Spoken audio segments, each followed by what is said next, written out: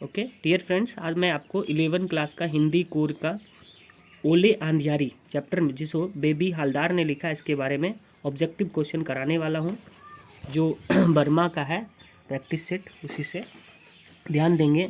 पहला क्वेश्चन है, ओले आंधियारी पुस्तक को किस भाषा में लिखी गई? किस भाषा में लिखी गई है? बंगाली भाषा में। किस भाषा में?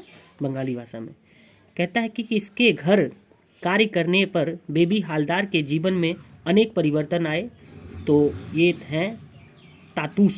तातूस के घर में काम करने से उसके जीवन में परिवर्तन आए। बेबी हालदार को लिखने के लिए किसने प्रोत्साहित किया था? तो तातूस ने, जिसके घर में ये काम करते थे। आगे है, ओले आंधियारी। ओले आंधियारी गद्य किस विद्या की रचना है? तो यह एक आत्मकथा है, एक आत्मा की कथा। आत्मकथा मतलब होता है आत्मा की कथा। अभिधान का शाब्दिक अर्थ होता है, डियर फ्रेंड, अभिधान का शाब्दिक अर्थ होता है शब्दकोश। क्या होता है? शब्दकोश। ओले आंधियारी शीर्षक पाठ के रचयिता हैं। इस कहानी को लिखने वाले का नाम है बेबी हालदार, जैसे कि हम लोग ने ऊपर में पढ़ा। शर्मिला दीदी बेबी हालदार को किस भाषा में पत्र लिखा करती थी? शर्मिला दीदी बेबी हालदार को किस भाषा में पत्र लिखा करती थी?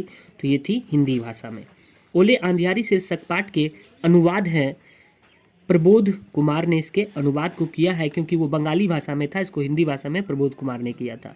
बेबी हालदार को सर्वप्रथम बेबी हालदार को सबसे पहले किसने काम दिलाया था? उस व्यक्ति का नाम था सुनील ने। किसने दिलाया था? सुनील ने। बेबी हालदार क्या करते थे? तो ये घरेलू नौकरानी का काम करते थे, झाड़ू पोछा लगाने का काम करते थे। तातूस के छोटे लड़के का नाम क्या था? तातूस के छोटे लड़का का नाम था अर्जुनदा। क्या नाम था?